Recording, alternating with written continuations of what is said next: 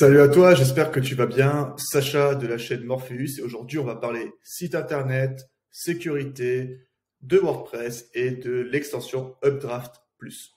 Alors, pourquoi déjà faire une sauvegarde de son site internet? La dernière vidéo que j'avais faite c'était sur la sécurité du site et là on va aller un peu plus loin. Pourquoi? Parce qu'un site ne peut pas être sécurisé à 100%. Il y a toujours un risque d'avoir une attaque, d'avoir un problème quelconque qui va endommager vos fichiers de votre site, qui va supprimer vos données. Donc, il faut vous protéger de cela. Comme on dit, il faut toujours avoir une roue de secours et c'est ce qu'on va voir aujourd'hui à travers les sauvegardes qui doivent être automatisées et fréquentes. Justement, une sauvegarde, ça va faire quoi? Une sauvegarde sur WordPress, sur votre site WordPress, ça va permettre de sauvegarder de une vos fichiers et de deux votre base de données. Ce qui va permettre, s'il y a un problème quelconque sur votre site, de restaurer des paramètres qui étaient fonctionnels il y a 1 heure, 2 heures, 3 heures en tout cas, avant l'attaque ou le problème qu'il y a eu sur votre site. Et donc aujourd'hui, on va voir comment le faire gratuitement, de façon automatisée sur WordPress avec l'extension Updraft Plus. Sans plus attendre, on va directement passer à l'action. Et passer à l'action, ça consiste à installer l'extension Updraft Plus. Alors, on se rappelle comment installer une extension. On va sur notre tableau de bord et plus précisément, on va aller dans le menu Extension. On va cliquer dessus. On va cliquer sur Ajouter qui est en haut à droite pour atteindre la bibliothèque WordPress. À partir de là, on va noter notre extension, comment elle s'appelle. Donc là, comme je l'ai dit avant, elle s'appelle Updraft. On peut rajouter le plus, hein, c'est toujours mieux pour être sûr qu'on a la bonne extension. Et voilà, c'est la première extension qui tombe, on la voit ici. Donc on voit 3 millions d'installations, on a une note de 5 étoiles, une dernière mise à jour il y a seulement 7 jours, plus une compatibilité avec notre version de WordPress. Donc tous les voyants sont au vert pour cette extension qui est très bien notée, qui est régulièrement mise à jour et qui est très utilisée. Donc, sans plus attendre, on va l'installer maintenant. Voilà, on va cliquer sur installation et on va attendre forcément qu'elle s'installe et surtout ne pas oublier de l'activer. Hop, ça va être fait. Et voilà. On a donc Updraft maintenant qui est installé. On va passer maintenant à sa configuration. Updraft Plus, il nous suffit donc d'aller dans les réglages et de chercher sauvegarde Updraft Plus.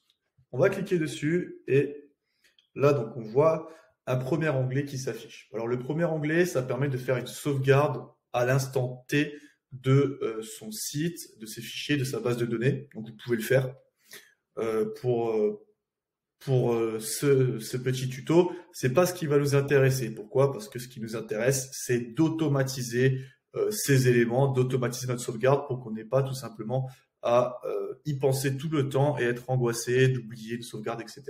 Donc on va l'automatiser.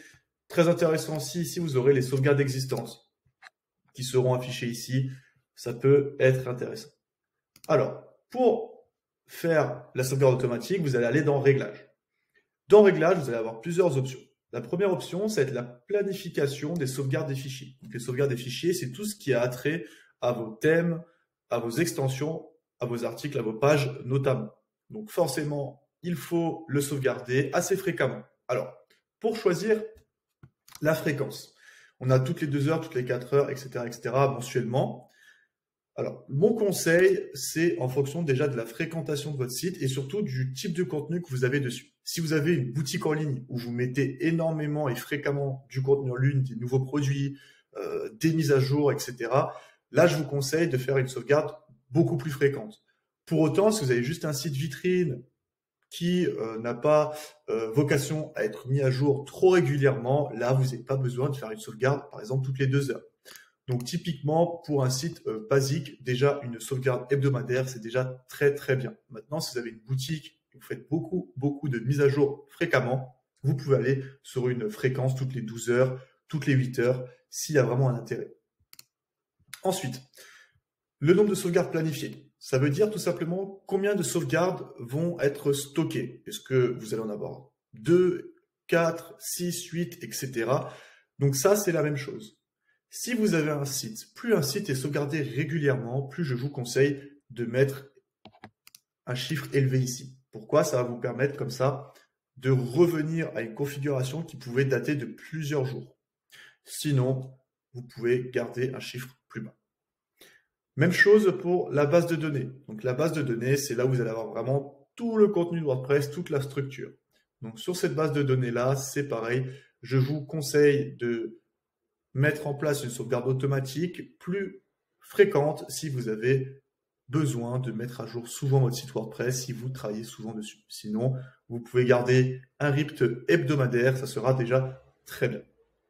Donc voilà pour la planification des fichiers. Maintenant, vous pouvez choisir un stockage distant, et ça, je vous le conseille énormément. Donc là, si vous allez choisir où les sauvegardes, excusez-moi, vont être placées. Et là-dessus, je vous conseille très fortement d'utiliser un Drive. Ça, c'est très bien pour automatiser, pour la simplicité, et notamment, par exemple, Google Drive. Pour ça, vous aurez juste à cliquer sur Google Drive, et là, vous aurez la possibilité de connecter votre compte Google et de dire le nom du fichier dans lequel vos sauvegardes vont se mettre automatiquement. Ensuite, dans votre sauvegarde, ce que vous allez inclure, tout simplement, pas de chipotage là-dessus. Vous mettez et vous laissez tout cocher, comme ça vous êtes sûr de vraiment tout avoir. Ensuite, ce qui va être intéressant de mettre en place, le dernier paramètre qu'on va voir, ça va être de cocher, d'avoir en fait un mail de confirmation pour savoir si la sauvegarde a bien été faite. Donc ça, vous pouvez le faire, notamment si vous êtes angoissé à l'idée que la sauvegarde ne se fasse pas automatiquement. C'est une case que vous pourrez décocher par la suite une fois que vous êtes, on va dire, persuadé, convaincu et en tout cas assuré que l'extension marche et sauvegarde bien vos dossiers. Voilà. Donc une fois qu'on a mis ça tout en place, que vous aurez paramétré ces paramètres, tout simplement, vous aurez des sauvegardes automatiques qui se feront de manière régulière et qui se mettront dans un dossier précis que vous aurez défini. Et si vous avez un problème sur WordPress, vous aurez donc la possibilité de restaurer votre site. Vous avez donc maintenant un site WordPress qui est sauvegardé automatiquement à intervalles réguliers. C'est très important et ça va vous rassurer sur le long terme de ne pas perdre les données de votre site et s'il y a un problème, d'être assuré de retrouver votre site internet, votre boutique en ligne. Alors maintenant, si vous voulez aller plus loin, j'ai réalisé un e-book qui est totalement gratuit et qui vous rappelle les grands principes de sauvegarde pour votre site WordPress et comment les mettre en place et surtout comment le sécuriser. C'est disponible sur le lien dans la description totalement gratuitement. Bien entendu, si vous voulez avoir d'autres tutos, n'hésitez pas à me le faire savoir en commentaire pour que je puisse identifier les sujets qui vous intéressent et surtout n'hésitez pas à vous abonner. En tout cas, je vous dis à très bientôt pour de nouvelles vidéos, que ce soit sur WordPress ou sur les outils indispensables dans le digital. Voilà, je vous souhaite une très bonne journée et puis à bientôt.